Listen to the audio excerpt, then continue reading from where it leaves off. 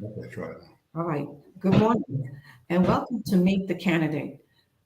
Today we have the pleasure of having Judge John M. Tyson. He's the Republican Party nominee for the NC Court of Appeals, seat 10. And again, would like to just welcome you here, Judge Tyson. And is that a good way to address you, Judge Tyson? That'd be fine. Yes, thank you. All right. Good morning. Good morning. And we would just like to have you open up by telling us a little bit about yourselves, and then I will have a couple of questions to ask you. Okay, thank you. Well, good morning, everyone. My name is John Tyson. I currently serve as an elected judge on the North Carolina Court of Appeals.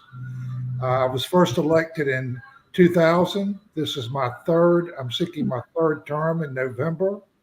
And during my 22 years on the court, I have ruled on over 9,000 opinions and have 9,000 cases and written over 3,000 opinions. I'm a North Carolina native from Cumberland County, raised on a farm in Grace Creek, went to law school at Campbell. I'm a product of public schools, UNC Wilmington, and I'm just very honored. I've been teaching. I'm a former public school teacher, former probation officer. I've taught at Campbell Law School for the last 35 years. Married with 4 children, married 47 years. Wow.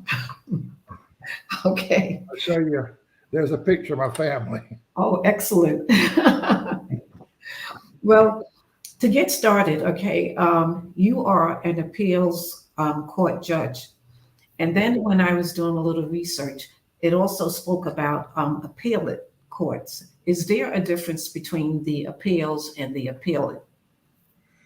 No, we have our judicial system is divided into 2 divisions. One is the trial court division, which is the district court, superior court. That's the one with the witnesses and the juries and the trials. The appellate court is the Court of Appeals of the Supreme Court. We hear appeals from those trial courts. The district court, the superior court, criminal, civil. We also hear administrative cases from the Industrial Commission for Workers' Compensation, the Property Tax Commission, appeals from administrative agencies. So we are an appeal of right court. We get everything from district, superior, criminal, civil, and administrative. Okay, so one of the questions I also had in doing a little research is that how do I get to an appeals court? I mean, that's very basic, but we have listeners out there that maybe, and so happy like myself, not had to have that experience. The case that comes before the Court of Appeals had to originate either in the district court on family law matters, on child custody cases, on termination of parental rights, or in the superior court, either through a civil case or through a criminal case that is reduced to a final judgment, whether by the judge or by a jury. So you start in a trial court or an administrative agency, and if you're unhappy with the result that you got there, then you would appeal to the Court of Appeals. We are an appeal of right court. That means you have a right to appeal a final decision to our court. We're not a discretionary court. We have to take it. Okay, very good. So what are your qualifications that make you to be a judge in appeals? Well, again, I mentioned I was elected to the court in 2000. I've served for the past 22 years. I've ruled on 9,000 cases and issued over 3,000 written appeals. I was an honors graduate from Campbell Law School, served on the law review there. I was an English major undergrad and taught English in high school down in New Hanover and Cumberland County. The ability to write and listen and communicate and understand the meaning of words is a large part of what we do. We do not have witnesses or juries in the appellate court. We are working from a dry record. So to go through, sometimes these records are 10,000 pages. So we have to go through there and look at the evidence, look at the procedures, and be able to reduce that to a reasoned decision. So that takes skills in communications, it takes skills in writing, it takes skills in research. In addition to my law degree, I went and I earned a Master's of Judicial Process degree from the University of Virginia School of Law. I also have a Master's in Business Administration from Duke University. I'm board certified specialist by the state bar, and I'm also an AV rated, preeminent rated Martindale Hubbell attorney by my peers. That's something that's given to you by the peers, and that's the highest rating for both ethics and legal knowledge. Okay. So it's the pinnacle that every lawyer tries to attain. All right. Very good. What makes you want to serve? Why is this a calling for you? If it's a calling. My family has a record of public service. My father was a 6-term legislator from Cumberland County. Before that, he served on the county commission for 12 years. He was chairman of the board of commissioners here in Cumberland for 7 years. My brother was a county commissioner. I served on the Soil and Water Board. I was elected to that position. I was on the Planning and Zoning Board here for 8 years. So public service is a tradition in my family. It's something my father taught us to give back to our community, to be able to offer yourself up and serve. So I think I have the abilities, and my record demonstrates that I've acquired the skill and experience and knowledge to serve as an appellate judge. Okay. Another question I have for you is, while you're doing the courts, how do you know that it's going well? How do you know it's going well? That's an interesting question. I believe that justice delayed is justice denied. By the time a case has gotten to the Court of Appeals, it's been 9 months to a year or more since the case is heard. And folks are waiting on a final decision. So it's important that we do our job not only efficiently, but also that we do it well. So that's what I offer. Is normally we have 90 days to issue opinions, but if you'll go to my website, judgejohntyson.com, you will find that I issue my opinions on average within 30 days of when we heard the case. And every year I issue a report to the voters and citizens of North Carolina that outlines what I did during the previous year. So I'm transparent in communicating my record and my work. Okay. Another question then I have for you is, what impact did COVID have on the courts? And going forward now, when the new season opens up, do you anticipate or any expectations of how courts will be run? COVID shut down jury trials in North Carolina for 2 years. We just did not have the opportunity to be able to maintain social distances and keep people safe. However, at the appellate court, since we don't have trials, it's basically my staff. I went back to work full time in my chambers in June of 2020. We distanced, we had masks and sanitizer. We did not have a single incidence of COVID in my chambers, even though we went back to work early. So we sponsor a lot of interns from the law schools and from the colleges. It's a live experience. It's very valuable for them. And we offer that opportunity, that live opportunity. When I was teaching at Campbell Law and Elon, we had to go to virtual classes. And we've seen the impact, the negative impact of not having live classes. Okay, Judge Tyson, right now we're having our first break. Okay, so I'll let you know when we're going to resume. Okay, thank you. How long do we have on the program today? I'm sorry? How long do we have on the program today? 1 hour. 1 hour. Okay. Yeah, 50 minutes because we have our breaks, our commercial breaks. And is this being streamed in on the radio both? Yes. Okay. We're live.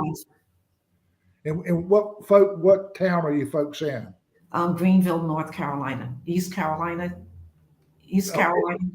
Yes. Pitt County? Yes, Pitt County. Oh, excellent. Excellent. Is my microphone coming through clear? Yes, very good. Thank you. It's the first time I've used this platform, so I didn't know how it was going to work. Well, you're doing well. Thank you.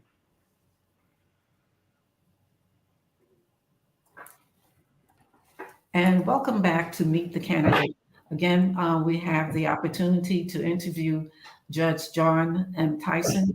My name is Renee Boston Hill. And again, Judge Tyson does have an opponent, still waiting to hear back from her. So again, this is his opportunity to tell us all about himself. Okay, so you can resume. Did you finish asking that or responding to that last question? Well, I felt like I did. I mean, if there's a follow up question, I think the most important thing is for the work to get done. We just can't let people linger in jails. We've got to be able to process these cases through. Our Constitution gives us a right of a speedy trial, and you just can't shut down and lock people up and leave them there without having legal process available for them to determine guilt and innocence. So it's very important. The Constitution says our courts shall be open. And that means folks who have legal business have a constitutional right for that court to be open. And I take that very seriously. Okay. Well, then, with you working continuously through the COVID or the pandemic, um, is there still a backlog in the appeals courts? There's more of a backlog in the trial courts on criminal cases because we didn't have jury trials. The Chief Justice resumed those back in February, and we're just now starting to see the appeals from those cases come in. There's an enormous backlog, and we are getting petitions in the Court of Appeals every day, folks asking for bond reductions, asking for speedy trials, saying, I've been in jail for 2 years and my case has not been heard. And that's not right. We have got to be able to function and give people a right to have their cases tried and either resolve them or, you've got victims in there too. You've got those folks waiting. So it's not just the people who are charged, it's the victims of their crimes that have not had a resolution as well. So the system has got to function. And it's been a tremendous ordeal for us to go through, but we need to get back and get caught up, and we need to resume a normal schedule. So that's the reason I went back to work full time June 2020, because we just couldn't let these people sit there. We had to move their cases. All righty. So what is your judicial philosophy on how will it support, and how does it support your mission on the appellate courts? What philosophy do you have? I support the mission of the judicial branch, which is to find a fair, efficient, and impartial forum for the resolution of disputes, both civil and criminal. That is the mission of our judicial branch. My personal judicial philosophy is to preserve, protect, and defend the Constitution of North Carolina and the Constitution of the United States. I feel like the minimum expectation of any judge is to be fair and impartial. That's what folks expect as the minimum. But above that, we've got to have judges who are experienced, who are transparent in what their work does, who demonstrate a record of education and experience. And during my 22 years of service on the court, I believe that I have met all four of those criteria. I've worked very hard to communicate the work. It's real easy for you to go to the appellate court and kind of be forgotten about and not be out in the public. I teach school. I sponsor, I judge moot court competitions at high schools and at colleges. We have interns come in. So I have opened my doors to young folks and to the public to share this opportunity with them and to share my knowledge. And I feel like that's very important to do. Okay. Everything has become politicized. What role does a party play with you? What role does party play? Is that correct? Yes. Yes. Like,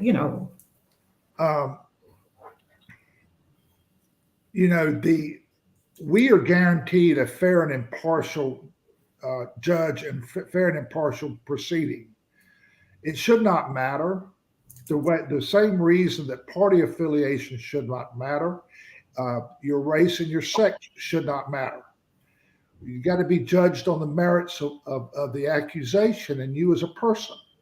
So I do not feel party, race, or sex should play any role in whether or not you get a fair trial, an impartial trial.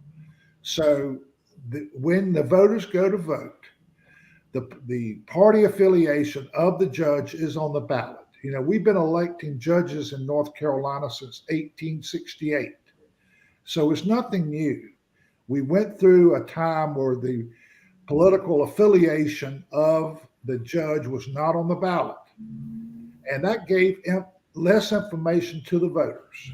So at least a party label on the ballot will give you some idea of if I chose to affiliate with the Democrat Party, I think a voter can reasonably presume that I'm going to adopt those philosophies. If I with the Republican Party, same thing. So it does give the voters more information about the candidate other than just a name on the ballot. You know, there's an old joke about if you have the same name as a race car driver or the same name as a famous actress, then you get an advantage because the name sounds familiar. And we should not be electing judges based on how familiar their names are. It should be based on the merit and their qualifications. Okay. What makes the right pick for the appellate court?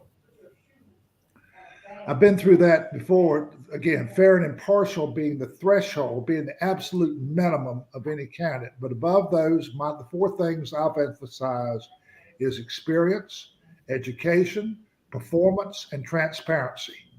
If a judge is not willing to be transparent in their work, if a judge does not have the experience and the education to do the job, or is not up to doesn't see timeliness as an issue in delivering justice, then I would want someone, just like if you go in for a heart surgeon, you want the best heart surgeon that's out there. You don't care, anything other than their skills. So that's the way that I look at judges, is we should elect the people who are best able to do the job fairly and impartially. All righty. Well, coming into the new century where everything is online, what do you feel, or how do you feel about streaming appellate court cases? We do that. Oh, you Our do? cases are live. They are live as they're happening. We were the first. The Supreme Court is also live. Every recording of every case we've heard is on YouTube, is stored on YouTube, and there are public links during any proceeding of the Court of Appeals. So the public is free anytime to come in and watch any proceeding we're doing. If it's not convenient with the schedule, those cases are available to be viewed on YouTube after they've been heard. We're very proud of that too, by the way, that degree of access. Yes. Okay. Well, what do I need to know about you to cast my ballot? I think people know that I work hard. I think people know that I was raised in a Bible-believing, God-fearing home. We were in church every Sunday. I had perfect attendance. My mother made sure I had perfect attendance in Sunday school for over 10 years. I got the pen with the years links down for 10 years that I was perfect attendance. I think faith is important. I think the kind of person you are, the way you treat other people, the way you view individuals. I view every person as an individual. I don't view them if they're male or female or white or black or red or yellow. That doesn't make any difference to me. When I'm being raised on the farm, I had to work with all kind of folks. I was raised working with folks who are working people, and that makes a difference in the way I outlook at life. My wife and I have been married 47 years. We have 4 children, 4 grandchildren. I had a picture of those earlier right there. And, it's really important when you have that degree of commitment to support, to raise children and to support children. Being a teacher, being a probation officer. I think those things are what defines me as a person. And those who know me, I think, will tell you that I'm very dedicated to what I do. Now, just so we can have more about you, what about your style makes you a good appellate judge? Tell me about your style of judging. I work hard. I listen. I have an ability to write well. The work of the appellate judge, for those of us who were in college, we have to write 2.5 term papers per week. That is the rate of production that it takes not to get behind. Um, it's important. I keep going back to the point is these cases have been waiting for a year, and it's time for these, not only the defendant, but the victims to have finality.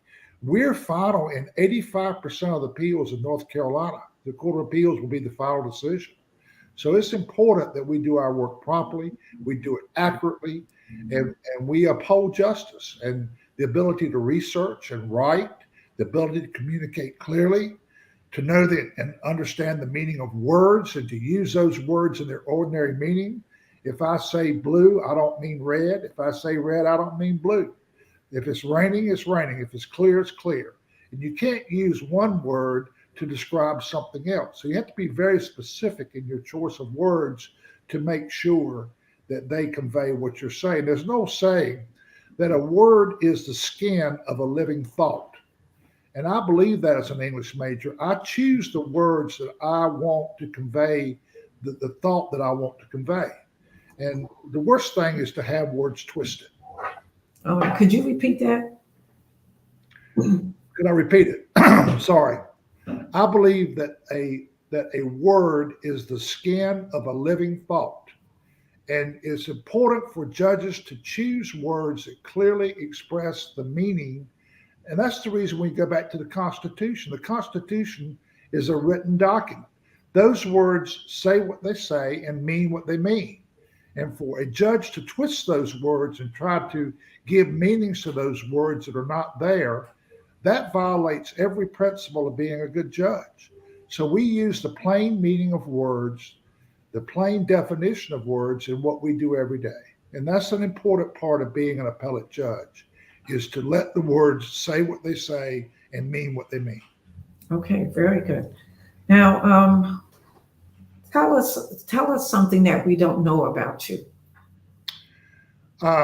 What I like to do in my spare time, I've always been a reader. I was raised to read books, and I think that's a very important thing to teach your children is to love reading, because it opens the door to so many different ways of learning, and I think reading is very important.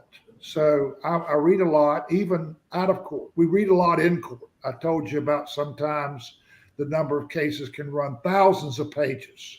Yes. So you've got to read. You've got to have an ability to read. But other than that, what I enjoy doing, two things is kind of unusual when people know about me, is I enjoy restoring antique automobiles. Being raised on a farm, we had to work on our trucks and our tractors, and I learned the skill very early about, fixing things. So I enjoy working and restoring old cars and tractors. And it's getting hard today with the computers. Anything that's been made in the last 20 years, it's real hard to work on. But the old stuff is mechanical, and I enjoy fixing those. I'm also a coin collector. I started when I was 6, and I enjoy collecting coins. So those are two of the things that in my personal life, I enjoy being around my family. I enjoy the coast. I love seafood, and I love barbecue. Okay. Well, one of the things, I'm not sure we're going to be coming up for another break, but what I would like to talk about is the impact, because I'm a grandmother also, and it's so difficult. One of the things that I grew up doing and loving is reading.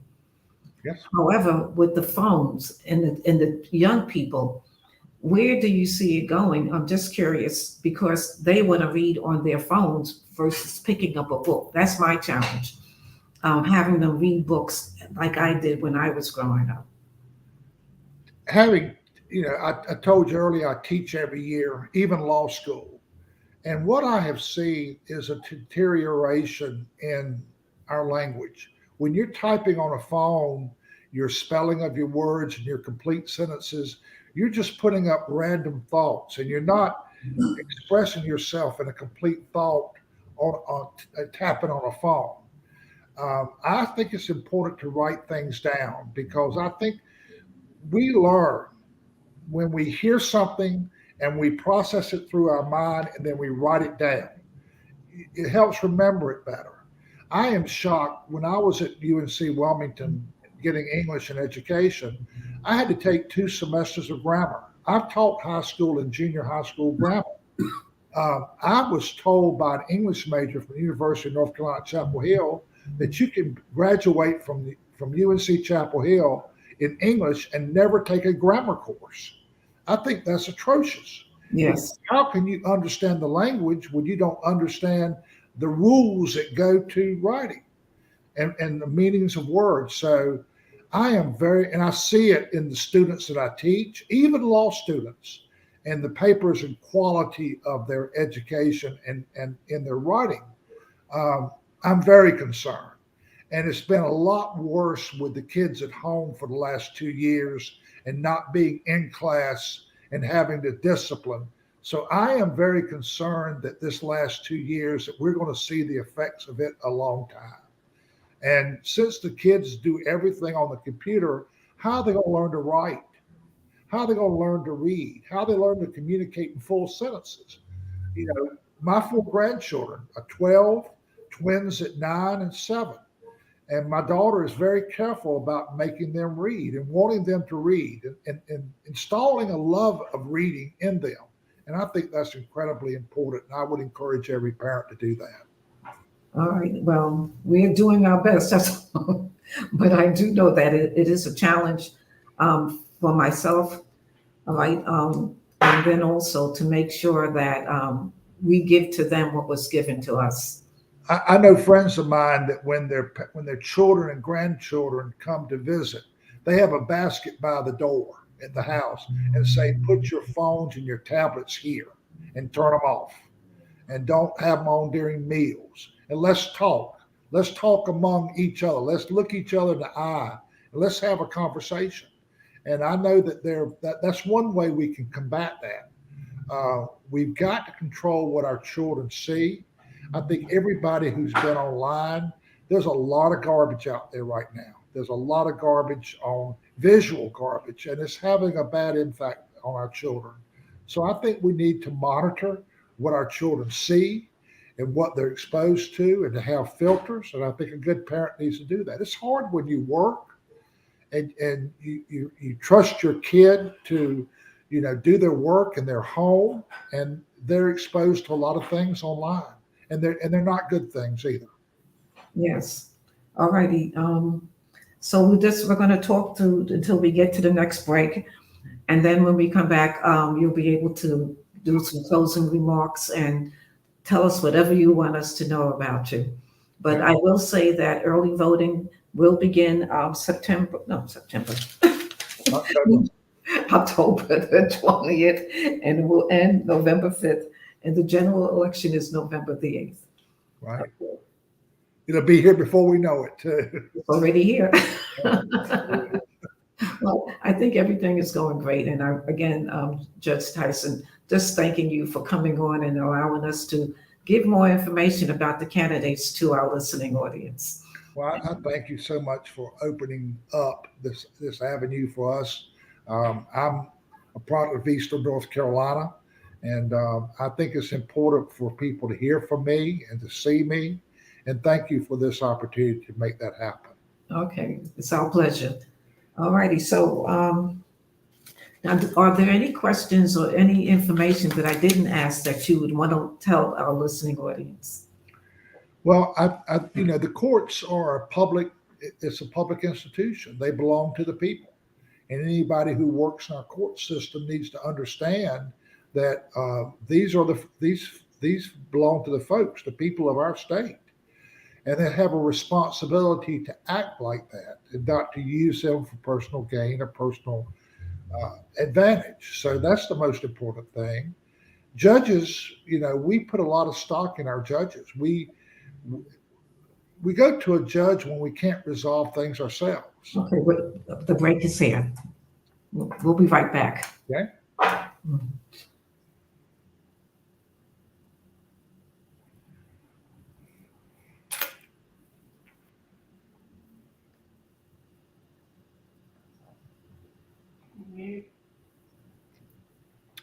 No.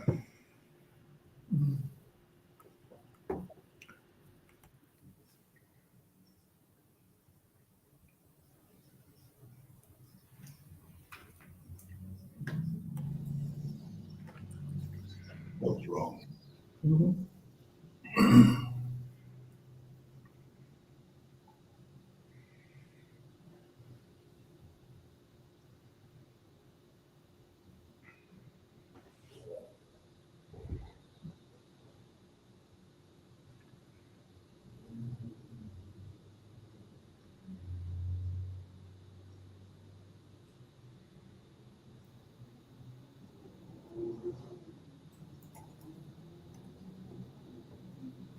Okay, welcome back to Meet the Candidate.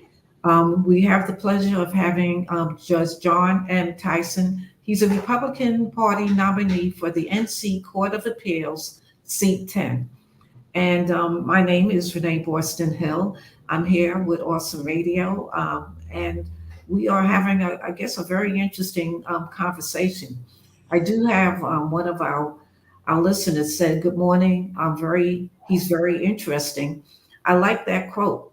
The word is the skin of a living thought.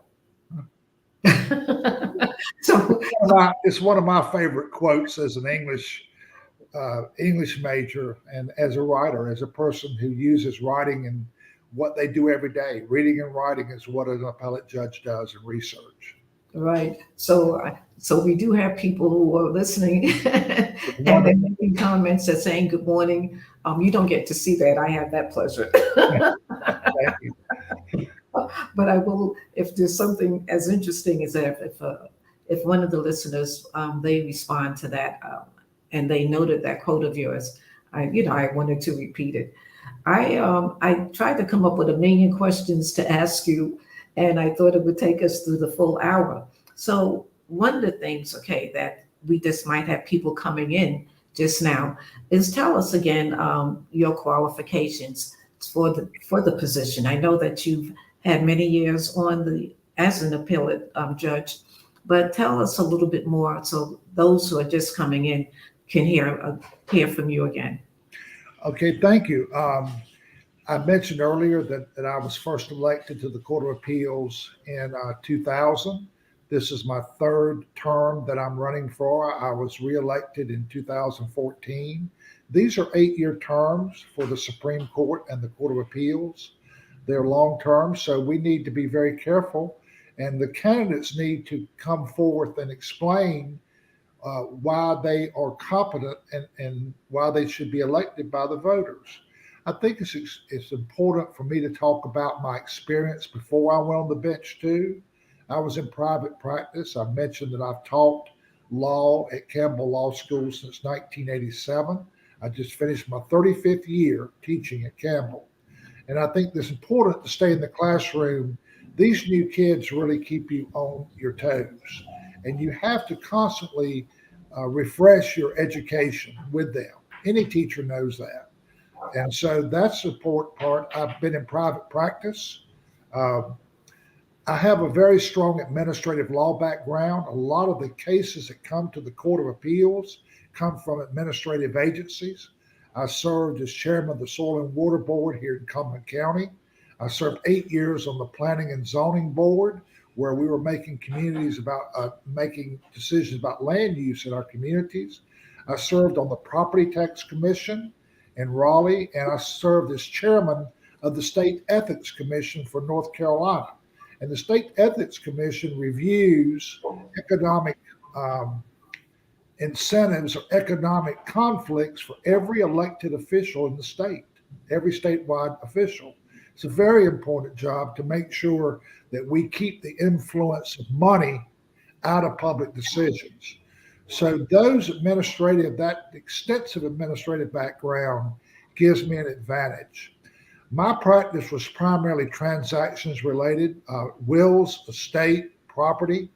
Um, the pathway to an appellate judgeship is normally through being a trial judge or being in the district attorney's office or being a public defender. We don't get a lot of business oriented transactions experienced folks on the court. And a high volume of our cases come from administrative agencies and from the civil side. So I have extensive civil law experience in addition to criminal law experience as well. Okay. And you pretty much told us when, like when you got elected to the appeals court. And where have you spent most of your practice? Is it in the appeals or is it as a trial? Well, I had private practice. Um, I worked for three national corporations. Most of us in North Carolina know Family Dollar. I was the real estate manager director at Family Dollar, corporate counsel for them. We built stores all over North Carolina, South Carolina, Virginia. I have been to all 100 counties in North Carolina multiple times. I've traveled from one end of the state to the other.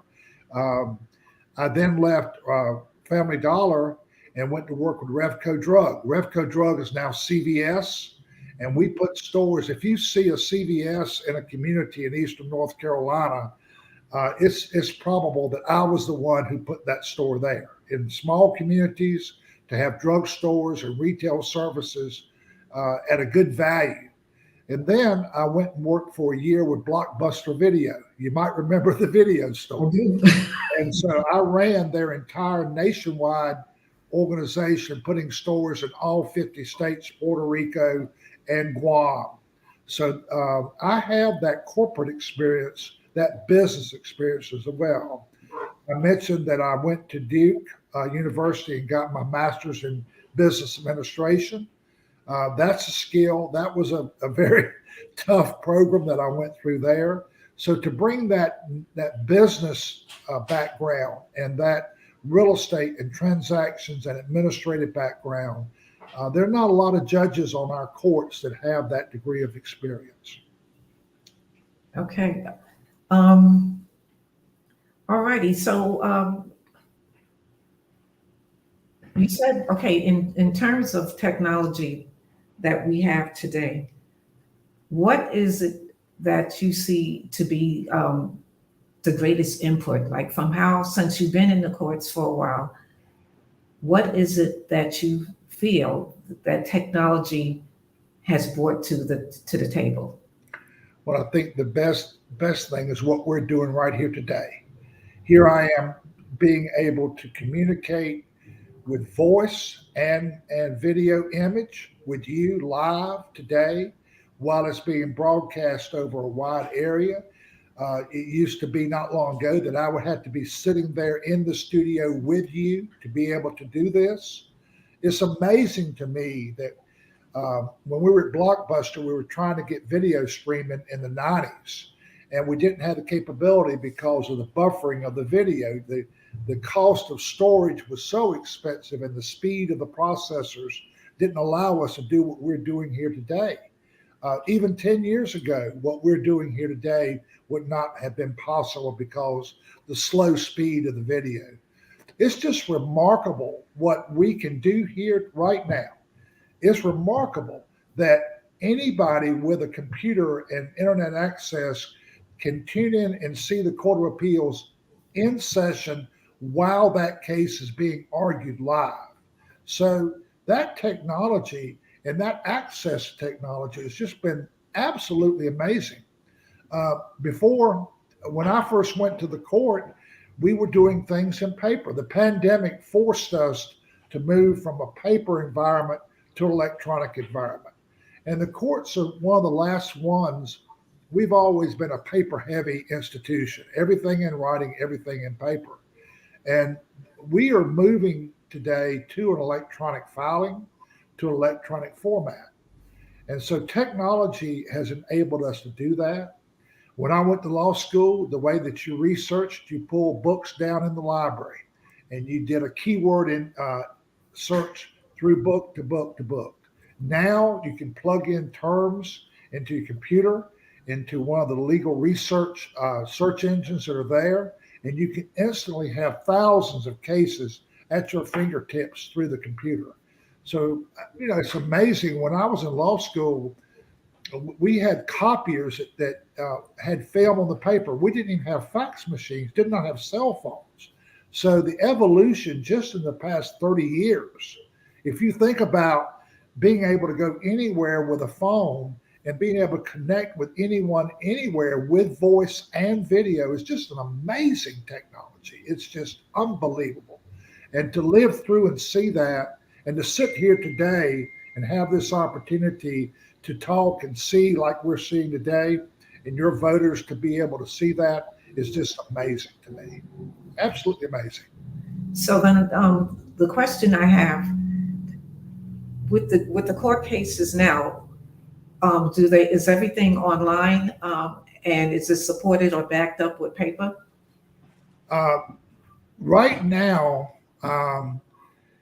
the opinions, yes, we are filing 2 copies of the paper opinions because one stays in our clerk's office and the other is sent back to the clerk of court in the county where the case came from. We used to send copies to the parties and their attorneys. Those are now being transmitted electronically. So where we used to do them 10 copies of the opinion, now we're doing 2. One to save for us and one to send back to the county where the case came from. Everyone else, including the judges themselves, gets their copy electronically. Okay, all righty. Well, that's better than you having all that paper, right? Yes, it is. I mean, We're saving some of the trees now. I heard a figure, and I might be need to be corrected, but I heard that the judicial branch was storing 50. I want to make sure 50,000 tons of paper. And the warehouses and the places to put it and the ability to access that paper. You've got to have a file and index system. Think about the library when you go in and you look for a book and you go to the bibliography. You used to go to the card file. You remember that? I remember that. You just go to your computer and you type in the title or the author or the subject, and it will tell you where that book is in that library. So paper is worthless if you don't have an ability to know what's in that paper and ability to access it. So that's another thing that computers have done. Not only is electronic information electronic now, but it's given us a means to be able to access and catalog and inventory that paper as well, which is very important. Oh, Think of definitely. a library today as opposed to 20 years ago, going in to check out a book. And now you go to a computer as opposed to going up and down a card file. Okay. All righty. Continue to talk because we spoke about streaming. We spoke about the technology and how it has made a big change. And is there anything now? If you wanted to get some people to help you out with your campaign, how would and what type of help in this last few days of the election cycle? What is it that people, how they could contribute, how they can volunteer? Do you need people to do canvassing, phone banking for you? Tell us how we can help. Everything. JudgeJohnTyson.com is my website. And on the website, you can sign up as a volunteer. You can make a contribution. You can access my opinions. You can interact with me, send me an email, communicate with me through the website. In addition to that, I have a Twitter feed at Judge John Tyson. I have a Facebook page. I have a LinkedIn page. If you type in Judge John Tyson on any of those platforms, you will be able to go. If you go to YouTube, one thing I want to encourage the listeners to visit, the Bar Association, North Carolina Bar Association. I've been a member for 42 years, and channel UNC TV did a candidates forum that was recorded and is available on YouTube. Me and my opponent sitting together answering questions like we're answering today is there. The parties have made available videos of the judges, and they're on YouTube. So there's a lot of information out there available that you can see us. I hope this will be recorded and stored as well today. I don't know that that will be done, but I would hope that what we're talking about today would continue to be available to your viewers, that they can go back and re-listen to this today.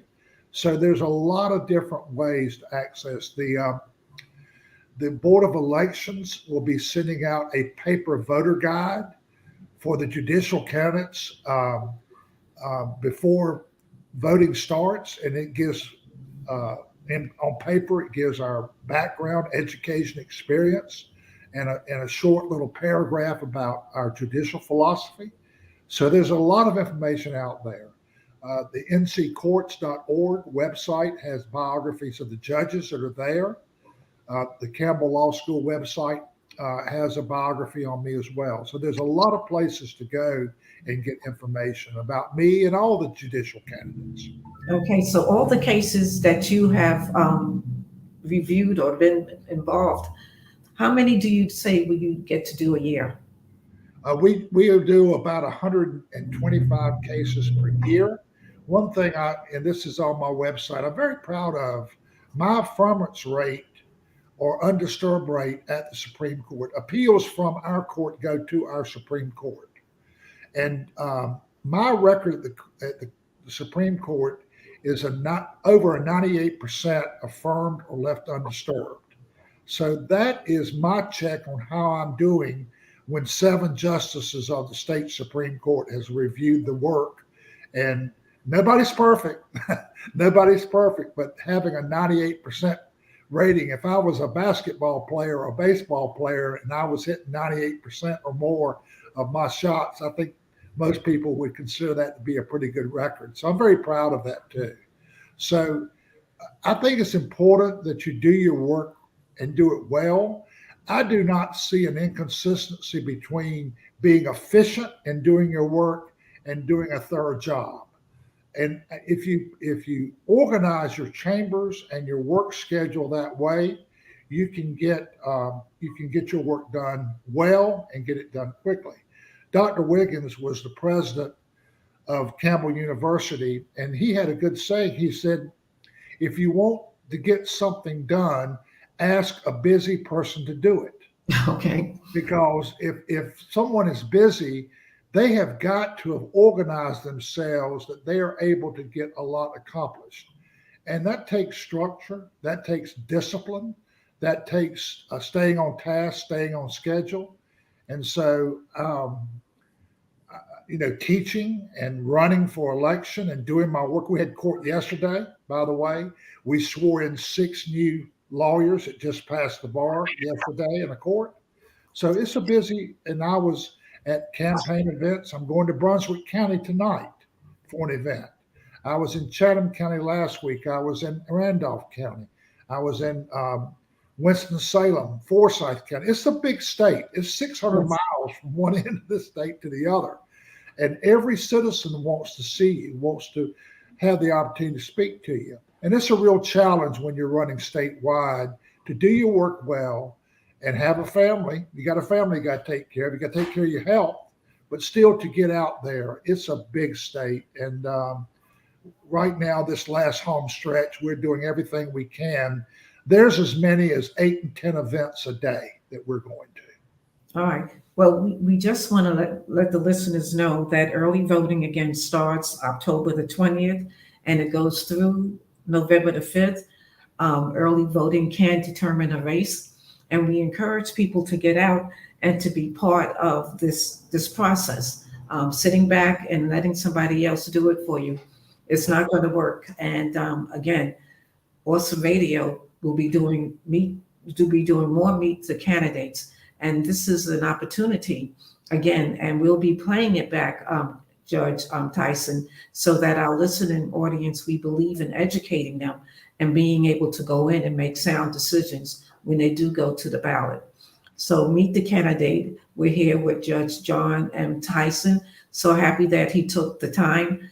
And my name is Renee Boston Hill, and the interviewer. And again, we encourage your comments, and perhaps maybe there's more. We are having a candidate forum October the 11th here in Pitt County at the Pitt Community College at 6 o'clock. And we encourage everyone to come out and to participate. Any closing remarks, Judge Tyson? Well, I just want to thank you for this opportunity. And it is so important that folks get to hear from the judicial candidates. These races are a lot of times kind of at the bottom of the barrel. We got a very high profile Senate race. We have congressional races. We have state house and Senate races that are going on. And sometimes the judges are forgotten. So I thank you for this opportunity for us to come on and explain our background. There are 6 statewide judicial races on the ballot this year. There are 2 for the Supreme Court and 4 for the Court of Appeals. I am running for re-election to the seat 10 that I currently hold. This would be my 3rd term on the court. If I'm honored by the folks to be re-elected, I will continue to do my work. If my opponent is not successful, she will continue to do her work in her seat. So I would just ask the voters to look at the record, to look at what I've done, and to please consider, and I would welcome their vote and support. And we thank you, and we thank you so much. All right, thank you so much for participating. Thank you, and thank you for having me. Okay, all right. Are we off now?